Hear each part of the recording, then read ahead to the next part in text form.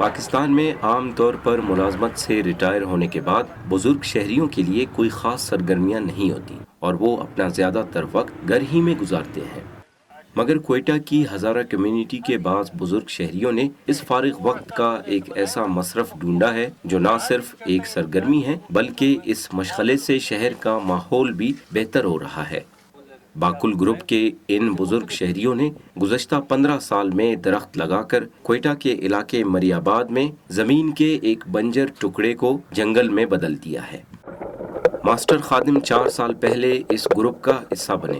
ان کے مطابق اس طرح درخت لگانے سے 2 مقاصد حاصل ہوئے ہیں، ایک تو لوگوں کو پکنک کے لیے تفریح گاہ میسر آئی ہے، تو دوسری جانب عمر رسیدہ افراد بھی گھر بیٹھ کر بیمار ہونے کے بجائے اس صدقہ جاریہ میں اپنا حصہ ڈال رہے ہیں۔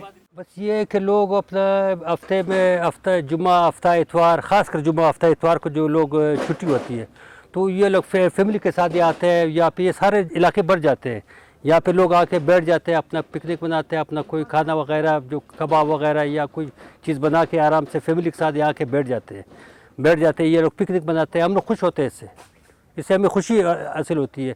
دوسری یہ ہے کہ ہم بیمار نہیں ہوتے۔ درخت لگانے کا کام علاقے کے چند بزرگوں نے 15 سال پہلے شروع کیا تھا۔ اس گروپ کے مطابق یہاں 5000 درختوں کے علاوہ پھول اور پودوں کی بھی کیاریاں موجود ہیں۔ یہ بزرگ شہری اپنا پورا دن ان درختوں اور پودوں کی حفاظت پر صرف کرتے ہیں۔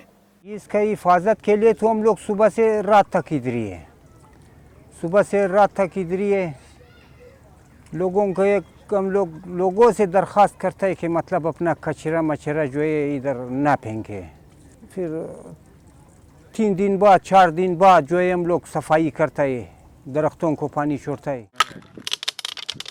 یہاں پر تفریح کے لیے آنے والے نوجوان بھی باکل گروپ کے خدمات کو سراہتے ہیں۔ ہم یہاں پہ اس لیے آتے ہیں کہ ایک یہاں کے مقامی لوگوں کی محنت کی وجہ سے یہاں پہ انہوں نے جو درخت لگائے ہوئے ہیں، یہاں پہ ہم تفریح کے لیے آتے ہیں۔